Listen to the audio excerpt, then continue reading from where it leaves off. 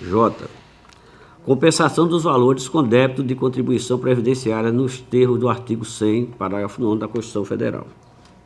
De pleno, nota-se que os argumentos oferecidos pela União tocam temas absolutamente específicos que demandam conhecimento de matéria peculiar, mais precisamente tributária, administrativa, constitucional e contábil.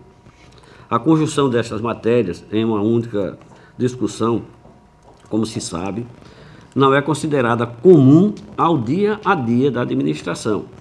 Há de se compreender que não se discute apenas o mérito da matéria Fundef e os valores médio anual por aluno, mas sim todos os pontos acima elencados. Tais argumentos são levados até o Superior Tribunal de Justiça e Supremo Tribunal Federal, pois a União usualmente representa recurso especial e extraordinário. Portanto, o objeto contratual é deveras complexo do ponto de vista técnico e não pode ser enfrentado por qualquer banca jurídica ou procuradoria municipal, muito também pela ausência de estrutura operacional destas últimas.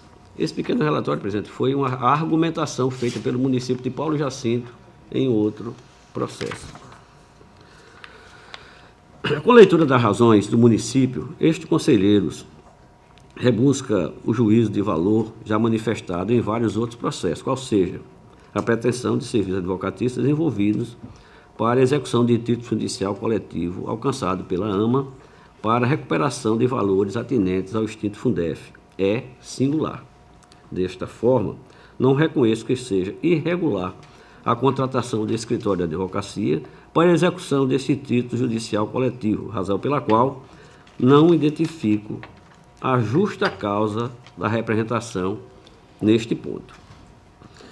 O representante suscita que o escritório contratado não teria notória especialização porque teria tímida atuação nesta área e porque teria causado prejuízo ao município goiano de Belo Montes. Tem lá na argumentação. Este Tribunal de Contas já teve a oportunidade de analisar várias representações sobre contratações celebradas por municípios com este escritório de advocacia para desempenho desta mesma prestação de serviço. Logo, não há como se afirmar que sua atuação é tímida nesta matéria. Por fim, o fato desse escritório ter ou não causado prejuízo ao município de Belo Monte, lá em Goiás, não é matéria de competência desse tribunal, porquanto trata-se de jurisdicionados estranhos às competências desta Corte. Ademais, nada foi dito sobre prejuízo causados por este escritório de advocacia, especificamente quanto à sua prestação de serviços ao município, ora em tela, que é o município de Coruripe, mas, ao contrário, as informações assentadas nesse procedimento não contam de êxito nesta atuação. Por fim, o Ministério Público de Contas sustenta que não seria legal o pagamento de honorários advocatícios por dedução dos valores devido a título de recuperação do extinto Fundef, porque vinculado à educação, o que justifica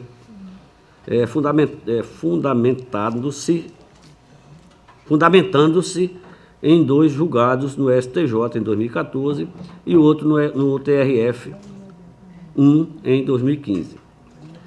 Este juízo de valor ao juiz desse conselheiro foi suplantado pela evolução jurisprudencial do próprio STJ e pela acolhida deste novo entendimento pelo STF, conquanto estes dois tribunais superiores pacificaram o entendimento de que os valores atinentes aos créditos do extinto Fundef são vinculados a gastos com educação. Contudo, a vinculação não toca os honorários advocatícios, permitindo-se a retenção dos honorários contratados, porquanto a prestação de serviço advocatício tenha se mostrado imprescindível à percepção dos créditos. Veja-se, e aqui trago diversas decisões judiciais que Vossas Excelências, com certeza, conhecem. Um agravo interno de recursos extraordinários do Tribunal, o Fundef, tal, que é que diz? O princípio constitucional questionando da garantia de acesso à jurisdição, foi admitida como fundamento para suplantar a possibilidade de retenção dos honorários advocatícios contratuais na forma descrita nos autos. E aqui tem aqui algo interessante que sublinho.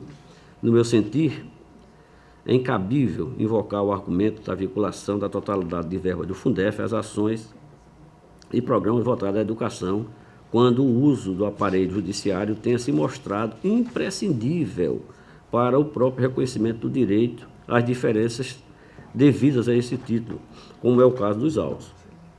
Atacar essa tese encerraria, em última análise, ofensa ao princípio maior da garantia de acesso à justiça, pois na hipótese do município lá, em tese não, no caso julgado, não disporia de recursos próprios para custear os advogados necessários ao juizamento da demanda, nem poder contratá-los por meio de cláusulas de sucesso. Estaria o ente, então, privado do próprio acesso ao judiciário. Assim, além de ter sido prejudicado pela falta de repasse das verbas que lhe eram devidas. Isso está lá no julgado. O ministro Luiz Fux, em 24 de março de 2017. E trago outras decisões judiciais que Vossas Excelências as conhecem muito bem. Compreendo desta Marta Vênia, aos posicionamentos contrários, que a contratação de escritórios de advocacia para a recuperação desses créditos é elogiável, pois trata-se de atitude que se projeta ao atendimento do interesse público, conquanto atue para recompor o patrimônio municipal lesado na incúria da União. Em sentido contrário, seria muito plausível responsabilizar os alcaides que não adotaram providências para a recuperação desses créditos, do que lançar crítica às contratações que, com eficiência rara, conseguiram recuperar valores vultosos ao município em desfavor da União, que sabidamente possui uma estrutura advocatícia pública altamente especializada. Ademais, não é supérfluo asseverar que, diante da especificidade da matéria, com debate jurídico travado, inclusive no TRF da 5ª Região e no STJ, dificilmente o sucesso alcançado pelos escritórios contratados seriam repetidos pelas procuradorias municipais, que têm, ordinariamente, tímida atuação nas cortes. Cumprindo destacar que, apesar de transe de execução de título judicial, de tratar-se de título de execução judicial, a discussão ainda tem sofrido altos questionamentos jurídicos pela União, seja em sede de embargo à execução, seja com recursos nos recursos respectivos, fato que retira a singeleza que se pretende emprestar à matéria. Neste contexto, e não observante todas as considerações, não há como se desviar do juízo de valor manifestado pela conselheira Rosa Albuquerque nos autos do processo TC 14.171/2015, no que toca à vedação do enriquecimento por causa sem causa, o enriquecimento sem causa pela administração. Pois hoje, depois de prestar todos os serviços advocatícios, diga-se de passagem, com êxito, inscrito o precatório, seria um atentado à boa-fé pretender declarar a nulidade do contrato para eximir a administração do pagamento dos honorários alcançados, notadamente porque, como bem acentuou o voto da conselheira, hoje presidente, a nulidade não exonera a administração do dever de indenizar o contratado pelo que este houver executado até a data em que ela for declarada. Filio-me integralmente a esse entendimento, o que faço transcrevendo o parágrafo lançado no voto vencedor da conselheira Rosa Albuquerque, o qual ofertado nos autos do processo TC 14.171 de 2015, que, a meu juízo, encerra definitivamente a questão. Veja-se, não está pleiteado a existência de dano ao erário.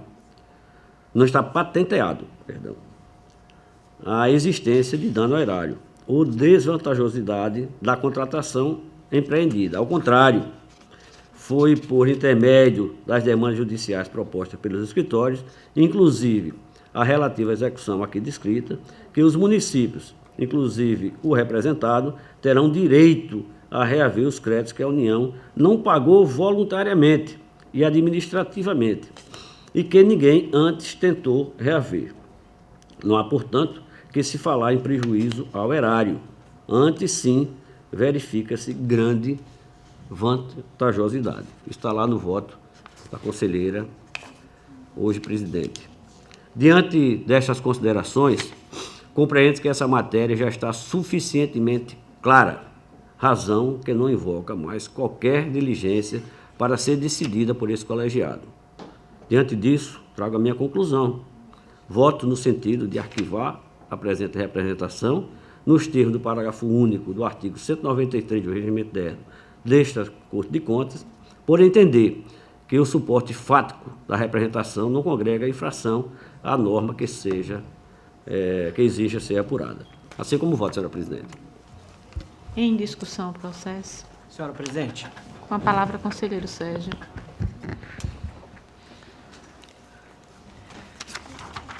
Trata-se dos processos número 14.172/2015, processo número 5.505/2016, processo 730/2016 e processo 725/2016. Não é isso, senhor conselheiro?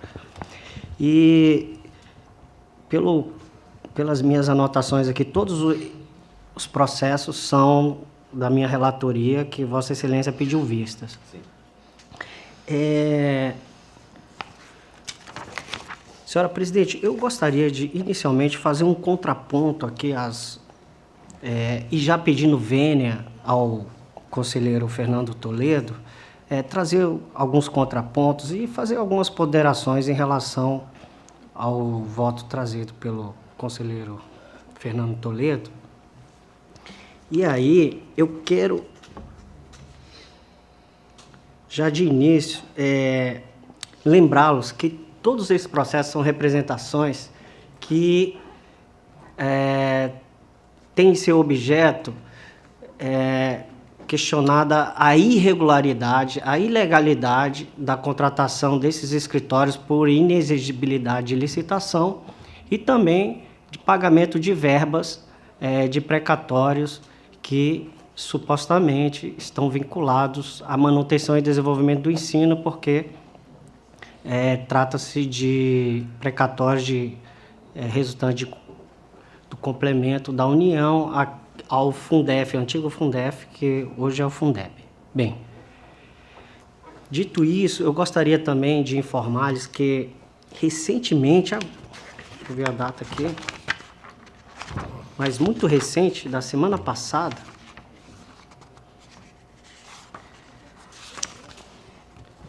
dia 13 de março, hoje nós estamos 27, então 15 dias, 2 semanas, o Tribunal de Contas do Estado do Ceará,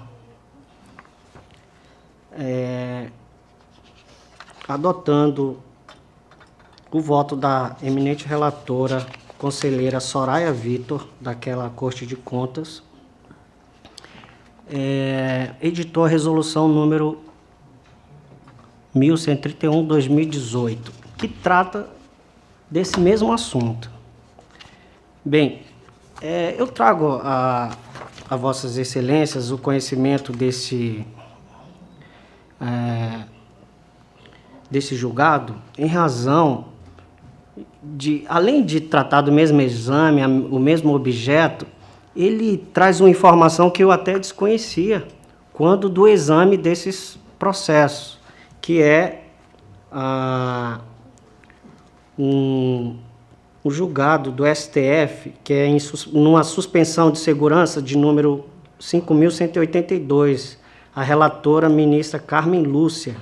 Esse julgado é de 2 de agosto de 2017. Eu não trouxe essas informações desse julgado ao meu voto, e gostaria aqui de falar um pouco desse julgado, e já dizendo que esse voto da conselheira Soraya Vitor, do Tribunal de Contas do Estado do Ceará, inclusive, é muito semelhante assim, ao que eu venho expressando dos meus votos nos relatórios, né? A gente, exceto isso que ela traz aqui, essa decisão do STF, então a gente compartilha dos mesmos entendimentos. E lá, naquela corte, o voto da conselheira foi acompanhado por unanimidade dos demais conselheiros.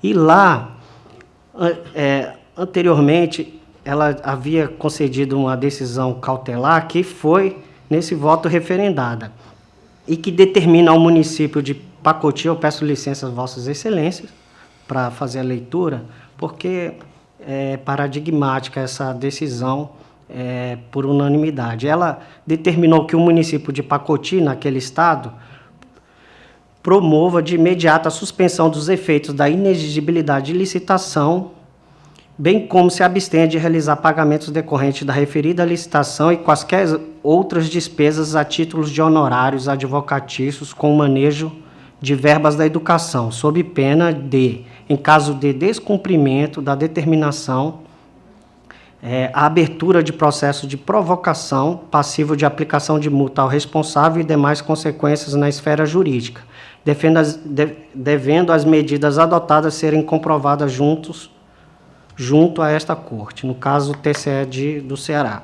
Que seja dada ciência com cópia dessa decisão ao gestor representado, aqui vem o nome dele, que é o secretário de Educação do município, bem como ao atual gestor da Secretaria de Educação do município de Pacoti, e fixar o prazo de 10 dias para os responsáveis apresentarem esclarecimentos sobre as providências adotadas em face da decisão cautelar, contados a partir da intimação. Bem, voltando aqui, aquela decisão do STF lá, importantíssimo, que vai exatamente dizer ao contrário do que o relator trouxe, das informações trazidas pelo relator. O Supremo Tribunal Federal, nessa suspensão de segurança número 5.182, cuja relatora, a ministra Carmen Lúcia, diz lá, eu vou trazer só os pontos grifados pela eminente relatora Soraya Vitor, né? Ela, analisando isso aí, ela diz lá que a possibilidade de a contratação desnecessária e antieconômica aqui analisada esteja acontecendo em vários estados além do Maranhão, porque aquele caso era o caso do Maranhão, que o TCU também examinou naquele mesmo período. Então, e realmente acontece em todos os estados aqui, principalmente do Nordeste, acredito que praticamente todos, inclusive tendo como protagonista esses escritórios aqui que estão representados nessa Corte de Contas. Então, ela diz aqui, o que pode envolver desvio de bilhões de reais do Fundef. Bem, ela fala aqui que só desses 12 processos, no caso foram 12 processos examinados lá do estado do Maranhão, 50 milhões deixarão de ser aplicados em melhorias para o ensino fundamental para pagar honorários advocatícios contratuais. Aí mais à frente ela diz que tal providência deveria ser adotada pela Procuradoria dos Municípios. Tratando-se, aqui ela trata da execução do cumprimento dessa sentença, né, dos pedidos de cumprimento. E ela diz assim, ainda que se considerasse a possibilidade desnecessária de um município contratar uma assessoria específica para ajuizar os pedidos de cumprimento de sentença, tal procedimento, de forma alguma, poderia ocorrer por inexigibilidade de licitação. Aqui a ministra Carmen Lúcia dizendo. E mais à frente ela diz, examinando ainda aqueles processos, ela diz, a competição era plenamente possível e ocorreria, no mínimo, entre esses 3 escritórios, o que poderia ocasionar uma diminuição dos honorários contratuais. Quer dizer, essa inexigibilidade, ela é, no mínimo, duvidosa nesse exame de admissibilidade, né? E ela arremata dizendo assim, ó, Assim, resta afastado o principal pré-requisito para se contratar por inexigibilidade de licitação. Ademais, as medidas ajuizadas foram pedidos de cumprimento de sentença, com base em decisão transitada em julgado na ação civil pública, que vem um número, da 19ª Vara Civil da Justiça Federal de São Paulo, que é o caso lá, medidas rotineiras para qualquer escritório de advocacia. Aqui quem diz é uma autoridade. Quer dizer, a ministra Carmen Lúcia, ela diz aqui, ó, medidas rotineiras para quaisquer escritórios de advocacia, o que demonstra não se tratar de serviço de natureza singular. E aí, concluindo, aí aqui tem todo, a conselheira Soraya Vitor teve o cuidado de reproduzir praticamente toda a decisão, e a ministra arremata lá dizendo assim: a análise de uma amostra dos extratos de contratos publicados apontou para a possibilidade de montagem dos processos de contratação de grande parte dos municípios, isso lá no Maranhão, né? Então, se os protagonistas são os mesmos, então é pelo menos duvidoso de que isso possa ter acontecido aqui também. Aí eu chamo a atenção ainda também de outras decisões nesse mesmo sentido, que a conselheira Soraya Vitor registrou em seu voto. Ela traz decisão do TRF-5, do TRF da 5ª Região, e aqui ela grifou que os honorários, isso na decisão do desembargador federal Francisco Cavalcante, publicado no Diário de Justiça em 19/10/2012. Ele diz assim: os honorários advocatícios contratuais devem ser pagos aos patronos contratados pelo poder público através da verba própria e não com retenção de verba vinculada, que são essas verbas que, inclusive, o relator, no voto proferido pelo conselheiro Rodrigo, asseverou que entende que essas verbas são realmente vinculadas à educação e manutenção do ensino. Então, tem essa situação. O TRF-5 também ainda tem outro julgado que diz lá que a condenação em diferença referente ao repasse de valor do Fundef não pode implicar em pagamento que contraria a vinculação constitucional dos recursos. Verba a ele relativa possa ser empregada no pagamento de honorários. Quer dizer, e ela também traz aquele julgado do TCU, que eu aponto em todos os meus votos, que eu acho uma decisão assim, que de certa forma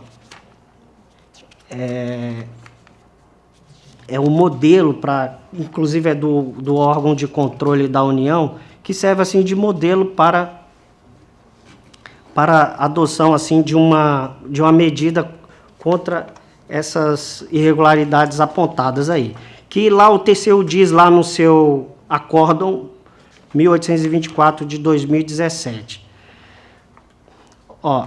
Em relação à questão da vinculação da aplicação dos recursos do Fundef, conclui-se que o TCU, enquanto compete fiscalizar a aplicação dos recursos da União repassados a título de complementação do Fundeb, deve firmar entendimento no sentido de que, por força de normativos legais e constitucionais, tais recursos devem permanecer vinculados ao uso da manutenção e desenvolvimento do ensino. Assim, os créditos originalmente advindos do Fundef não podem ser reduzidos para pagamento de honorários advocatícios contratuais, visto que o uso desses recursos para pagamento de advogados não respeita a vinculação dos recursos do Fundef, constituindo-se ato ilegal e inconstitucional. Eu também chamo a atenção que um dos escritórios de advocacia que constante dessa representação, um deles, ele denunciou outros escritórios com base, alegando a ilegalidade na contratação daqueles escritórios por inexigibilidade de licitação. Todavia, esse mesmo escritório, que é um dos maiores aí que está,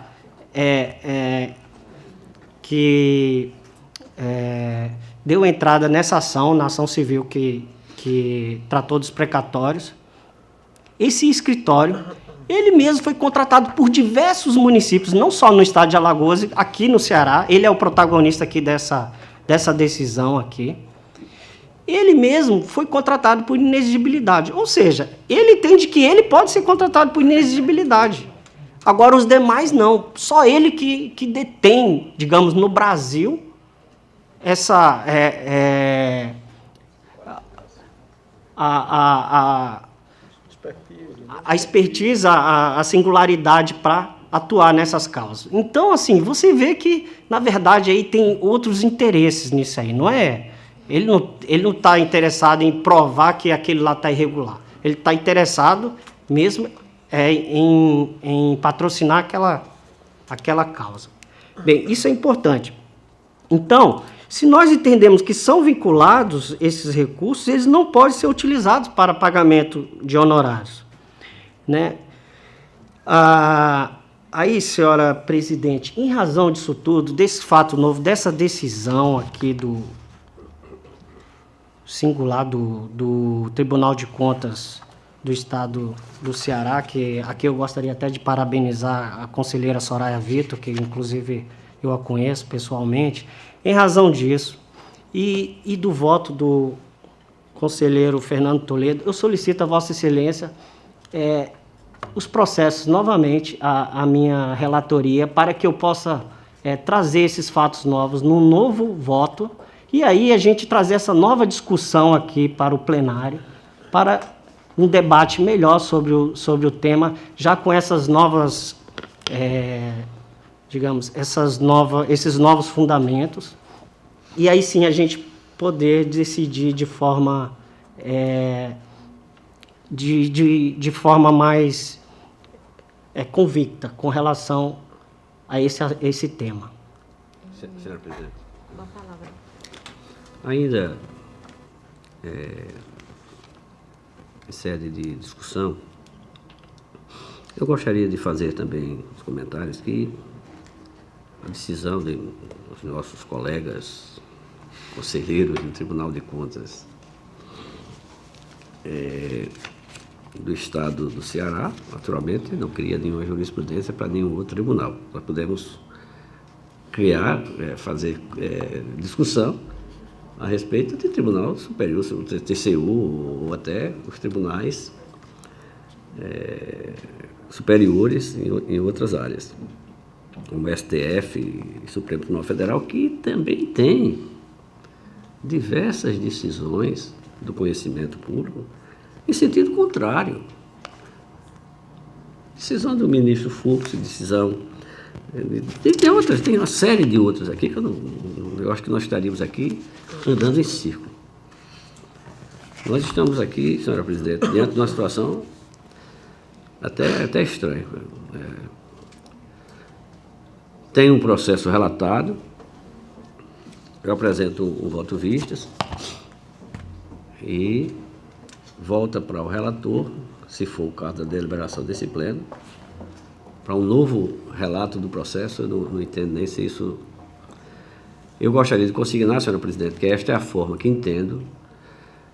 Em linhas gerais, digo que acho esdrúxulo nós entendermos, nós asseverarmos que um prestador de serviço prestou o seu serviço com êxito. A municipalidade recebeu aqueles recursos por força de uma atuação jurisdicional. E nós acharmos aqui que ele não vai ser remunerado. Quem é que vai pagar o ônus desse trabalho? Senhora presidente, Deixa eu completar meu raciocínio, senhor presidente, seu conselheiro. Vamos pegar o município de qualquer face, impor a ele um ônus de um pagamento fora do Fundeb, nem recurso teria. Nós teremos a oportunidade de verificar, esses contratos todos virão. A denúncia que eu acho que não é fundada, esses contratos todos migrarão para o tribunal, nas prestações de contas, verificar a inelegibilidade ou não deles. Eu acho, inclusive, que tem pertinência, sim. É um serviço especial, é um serviço que precisa. Olha, eu tenho evitado muito, senhora presidente, de manifestar sobre este fato, mas eu queria fazer um esclarecimento. Vou fazer. Eu já disse isso a alguns conselheiros individualmente, mas vou dizer de forma para ficar registrado nos anais dessa casa. Eu, quando gestor que fui do pequeno município de Cajueiro, nós tivemos um problema. Me perdoe, isso é fora do processo, mas é um esclarecimento. Peço vênia a Vossas Excelências. Pode. Então, senhora presidente, nós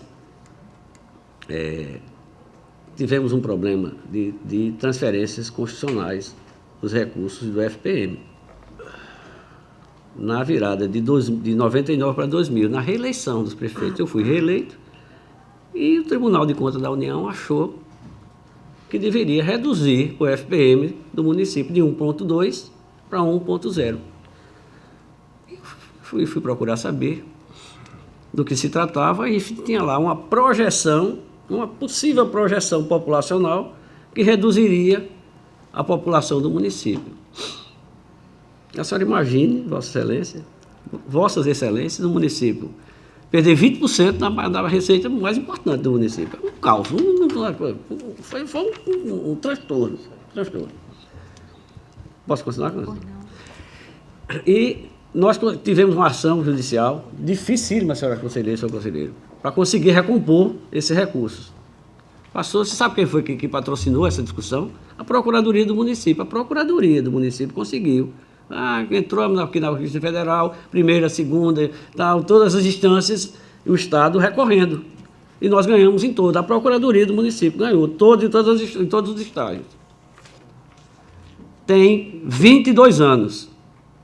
20 anos essa ação. Transitado e julgado, ganha pelo município. Sabe quando a União pagou? Nunca. O município tem lá um crédito e a União não paga. Transitado e julgado. É precatório, líquido e certo. A Procuradoria do Município não consegue ter êxito. Se eu lá estivesse como prefeito, já teria feito um contrato desse aí. Teria feito. Perceberia alguma coisa. Por isso eu digo que a pertinência, senhora presidente, na execução de um título desse é muito difícil, é mais difícil que conquistá-lo. Mais difícil que conquistá-lo. Quando trata-se de dinheiro, a União não paga. Portanto, com esse pequeno argumento, senhora presidente, me perdoe devagar, mas eu permaneço com esse aqui e gostaria da votação. Conselheiro Sérgio, em virtude... Só uma questão de ordem. Pois não. Eu queria só ressaltar que o retorno dos autos ao conselheiro relator de origem já foi, inclusive, deliberado aqui na Corte de Contas, num processo que Vossa Excelência pediu vista do conselheiro Anselmo. Mas foi deliberado pela Corte por essa possibilidade. Então, eu só ressalto essa decisão que a Corte já tomou, no sentido de que os autos possam retornar ao conselheiro Sérgio para que ele possa fazer novas considerações e trazer os elementos que entende pertinentes para o julgamento do mérito do processo. Senhora presidente. Com a palavra, conselheiro Rodrigo. Senhora presidente, eu acompanhei atentamente o debate, não é? E eu gostaria, desde já, pedir vênia ao conselheiro, muito embora se trata de discussão, da fase de discussão, mas eu consigo identificar na representação, de uma forma muito clara, ao menos 3 questões, não é? Primeira questão relacionada à legitimidade da contratação do escritório de advocacia, é o primeiro ponto da representação. O segundo ponto é o valor da contratação. E o terceiro ponto seria de ordem puramente jurídica, né, relacionada à vinculação integral ou não dos recursos provenientes daquele precatório ao pagamento do escritório advocatício. Com relação ao primeiro ponto, que se trata da legitimidade da contratação, em que pese todas as argumentações e a possibilidade de se celebrar, mediante inexigibilidade, um contrato com o escritório advocatício, não é? Eu entendo que o artigo 25.2 da Lei 8666, ele é bastante claro quando ele estabelece limites a essa contratação por inexigibilidade. E ele estabelece 2 requisitos objetivos que devem ser cumpridos. O primeiro requisito se trata da natureza singular do serviço a ser prestado, e o segundo requisito se trata do profissional possuir a notória especialização. Me parece que com relação ao segundo requisito, a notória especialização, não haveria nenhuma contestação. O escritório ele detém notória especialização para buscar a questão de fundo, né? Que eram os recursos do Fundef. Todavia, com relação à natureza singular do serviço, aí eu peço vênia a Vossa Excelência, eu não consigo compreender como uma ação de execução, que é o que há de mais fácil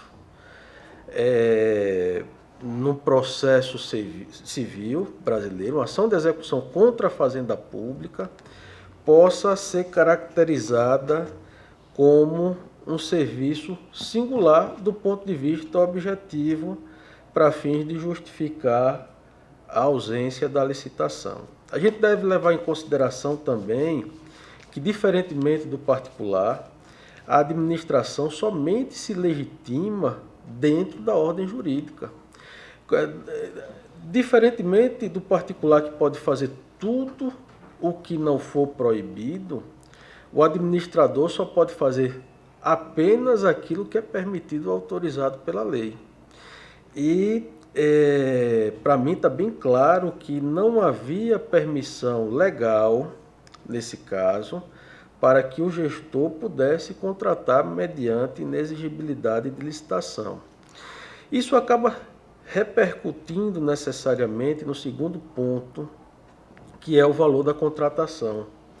Talvez se o gestor tivesse feito, e a gente entra no campo das hipóteses, feito uma licitação mediante uma competição livre, né?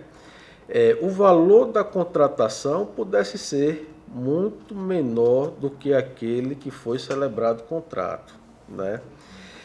E por fim a gente tem a questão relacionada à vinculação integral dos recursos ao Fundef, ao atual Fundeb, né?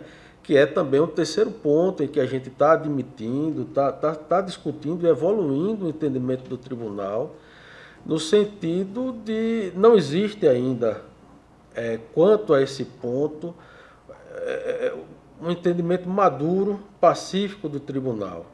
Mas me parece que essa é uma questão que, inclusive, o conselheiro Otávio ficou de trazer, não é? Trazer um entendimento dele, buscar um entendimento do tribunal, no sentido de entender integralmente vinculado ou não.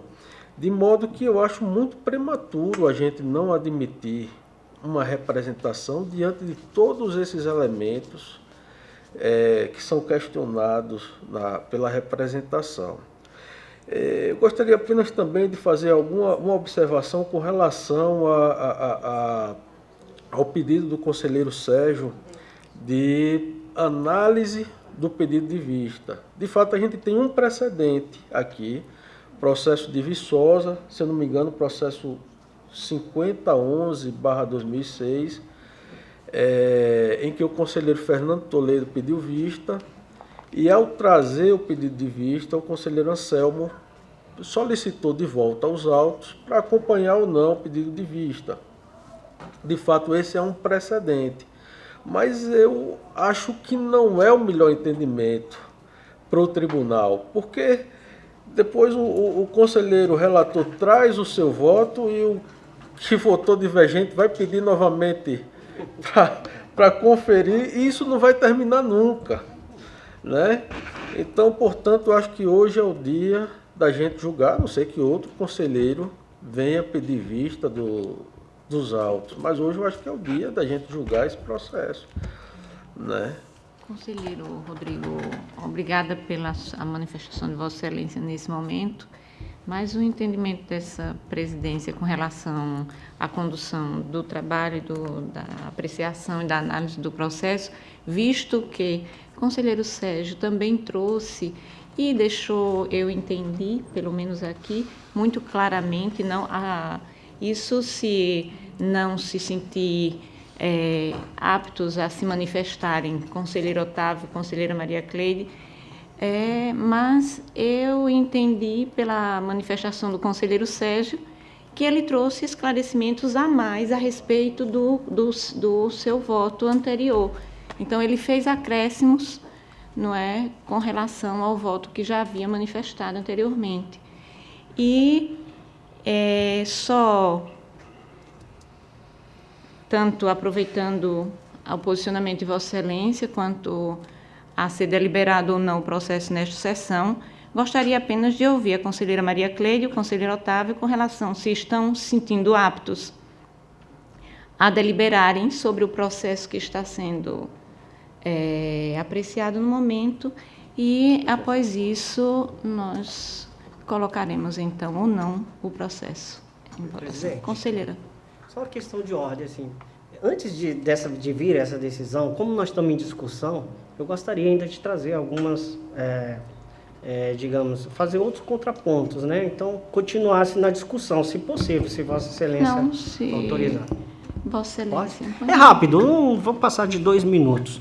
Eu só gostaria de chamar a atenção, se nós deliberarmos nesse momento sobre essas representações, que essa Cor de Contas, se prevalecer o entendimento trazido no voto do conselheiro Fernando Toledo, essa Cor de Contas irá na contramão da maioria das outras Cortes de Contas, inclusive dos tribunais superiores de justiça. Aqui eu trouxe apenas decisões do STF, TRF e do TCU.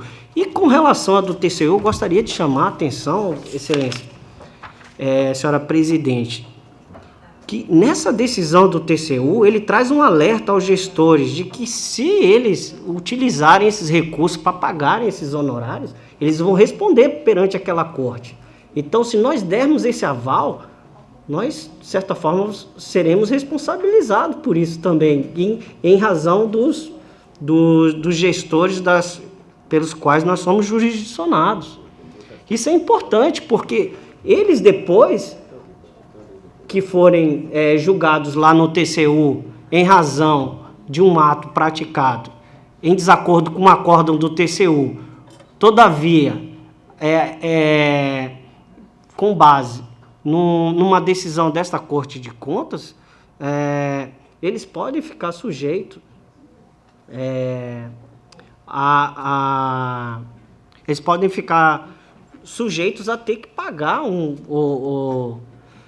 a ser imputados com multa ou débito em razão da utilização desses recursos, porque tem um acórdão do TCU alertando para essa situação. Então, só gostaria de deixar isso aqui assentado para lembrá-los disso aí. Agora, o pedido dos autos, novamente, para mim, é para que no meu voto, eu acrescente essa decisão do STF e traga mais argumentos, até mesmo para tentar convencê-los da importância disso aqui, né? Então, lá no Ceará, foi por unanimidade isso aqui. O TCU, o STF, o TRF, todos eles estão questionando essa situação, pelo menos colocando em dúvida. E aqui nós dissermos que vocês podem contratar por inexigibilidade, está correto, tudo mais, né? Esses escritórios. Então, eu acho isso, de certa forma, eu penso que nós deveríamos sopesar mais essas decisões aqui. Conselheiro Otávio. Conselheira, olha, eu volto àquele meu pedido original quando exatamente por esse monte de confusão, porque eu estou entendendo que, na verdade, conselheiro Sérgio, a gente não estaria autorizando nada, a proposta é arquivamento, não existia uma autorização. Eu queria fazer uma pergunta para o conselheiro Rodrigo, que você já foi da Procuradoria. Nesses casos, se fosse a Procuradoria do município, qual é o percentual da sucumbência que ela iria receber? Não tem sucumbência. Tem. Nesses processos não. Os honorários são Veja, contratuais. Não, eu posso esclarecer. Não, eu quero esclarecimento, porque... Não haveria o pagamento dos honorários contratuais. Não. Não haveria. Agora, percentual depende de fato da condenação do magistrado. O magistrado condena o escritório, o sucumbente, a pagar uma porcentagem em cima do valor da condenação. De fato, a administração não tem controle sobre esse... O juiz que vai arbitrar. O juiz vai arbitrar. Agora, o valor dos honorários contratuais, se fosse executado pela Procuradoria, isso não seria pago. Claro, se de honorário, eu estou falando, se for a Procuradoria não pode ter Honorários honorário, seria sucumbência. honorários contratuais foram fixados em 20% do valor da Tudo bem, condenação. veja só, tudo bem. Esse é o primeiro ponto. Ou seja, algum percentual com relação a isso, o juiz vai arbitrar. Correto? Se fosse a Procuradoria do município, no caso. Exato. Isso é a primeira dúvida. A discussão que nós estamos tendo aqui, e aí, é que a contratação ela foi feita com um percentual absurdo. Tudo que a gente está conversando aqui, na verdade, se resume a isso. Por quê? Porque o STJ já definiu que os valores podem ser pagos pelo precatório. Eu acho que aqui, nessa administrativa, nessa parte nossa administrativa, essa discussão, se tiver ao contrário, por favor, me corrija. Eu penso Por que favor, não, conselheiro. por favor. Penso que não, porque se houvesse a concorrência prevista na lei, Não, aí é outra coisa. Peraí, deixa eu chegar lá. não seria esse valor. Eu estou retalhando aqui. Provavelmente os pedaços, não seria. Eu estou por pedaço com relação. E outra coisa, só mais sobre o primeiro fato que Vossa Excelência falou, que o processo é pelo arquivamento, mas qual é o fundamento? O fundamento é pela legalidade dessa contratação, que é totalmente o contrário do que, pelo menos, eu Com relação. eu sugiro. Você está pela legalidade.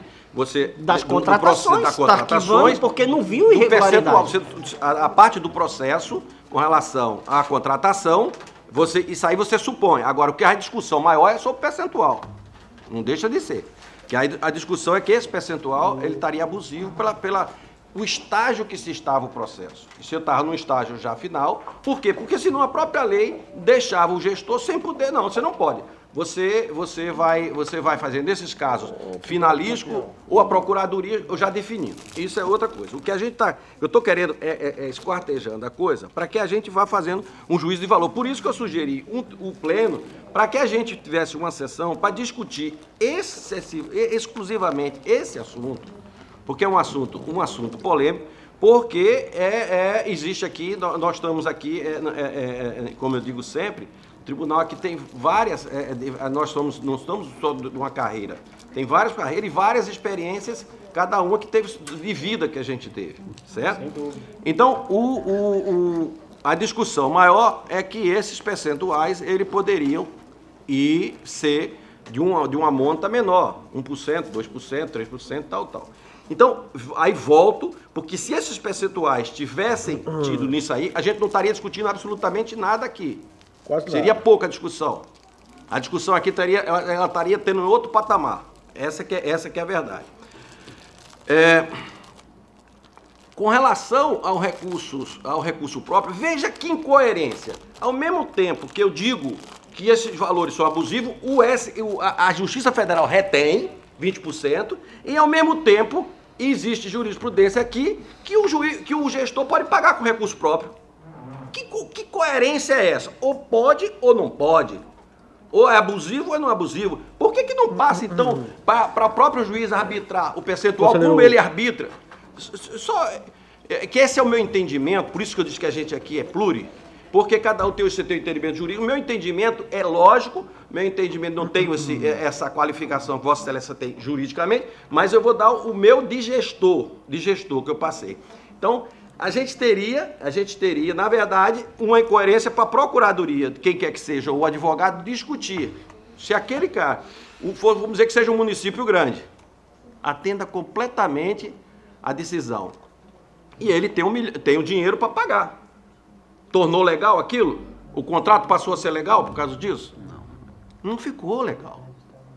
Então, eu volto com relação a isso. Eu tenho vários processos de vista. Não tenho a minha insegurança de dizer alguma coisa é por esses pontos que eu estou levantando aqui. Ou seja, para nem crucificar e também não, vamos dizer assim, não dar alento se for uma coisa absurda, né?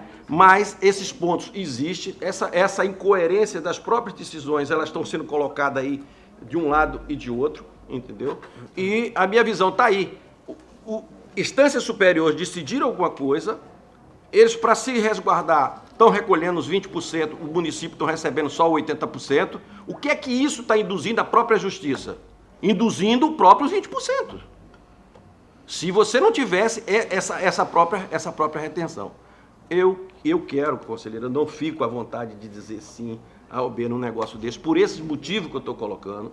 Nós estamos, esse desembargador da 5ª região aí, a pressão está nele para ele decidir a vida dele. Por quê? Porque ele não pode decidir contrário, no meu entendimento também, de não ser da área jurídica. Se existe uma instância superior que já decidiu de uma forma, ele agora vai cair do céu uma decisão, apenas o advogado vai recorrer para lá onde já foi decidido. Não precisa. Eu acho que nós estamos perdendo tempo, e aí o Brasil não anda por isso, perdendo tempo de uma coisa que já está decidida lá em cima, cara. E está lá. A única coisa que foi decidida, quem tem prefeito está com tanto medo que nem na educação ele bota. Por quê? Porque está paralisado, que obviamente já foi dito pelo conselheiro Sérgio Rodrigo, que na educação não estaria, por exemplo, os 80%, se o prefeito quiser gastar, já pode estar gastando. Duvido que só aquele que tem mais um corpo jurídico, vamos dizer assim, bem mais, para dizer, não, prefeito, mesmo assim o prefeito está com medo, que hoje todo mundo é pisando em ovos. Então, não vivendo isso, eu tenho esse entendimento. Isso aqui, nós não estamos interferindo em nenhum andamento. Por quê? Porque estão proibidos os pagamentos de qualquer coisa com relação a diferente de educação, a diferente. Está paralisado o pagamento de honorário, não está dando prejuízo ao município nem a nada. Eu sinceramente, nos meus casos, eu ainda vou ter a prudência conselheiro Fernando, vamos aguardar. Ou então proponho que a gente tenha aqui todo mundo e a gente chegue a uma conclusão, nós todos juntos, né? A gente tenha esse entendimento. Então, é isso que eu queria colocar e as minhas afirmações com relação a exatamente o percentual. De qualquer maneira, vai sair desse dinheiro, ou se for procuradoria, conselheira Rosa, vai receber como sucumbência, o juiz vai arbitrar.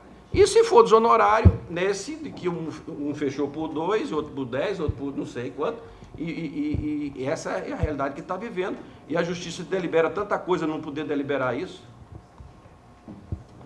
Com a palavra, doutor Enio. Senhor presidente, obrigado pelo passar a palavra. Eu queria só fazer 2 esclarecimentos rápidos em alguns aspectos que o conselheiro Otávio colocou.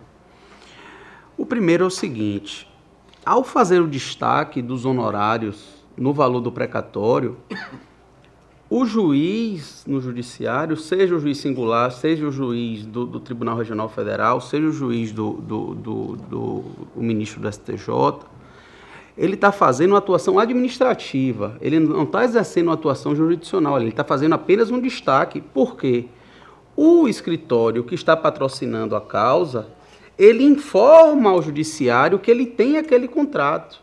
Mas o judiciário, ele não analisa o mérito do contrato, se o contrato foi celebrado de acordo com a legislação. O judiciário não entra no mérito da economicidade daquele contrato. A análise do mérito da contratação e da economicidade do contrato, a seara pertinente é esse Tribunal de Contas, que pode, diante dos elementos trazidos no processo, é por isso que eu já falei aqui algumas vezes, que eu acho que o tribunal partir diretamente para o arquivamento dessas representações é precipitado. Porque a gente está num momento de análise de admissibilidade. Será que depois de toda essa discussão, a gente ainda não tem um entendimento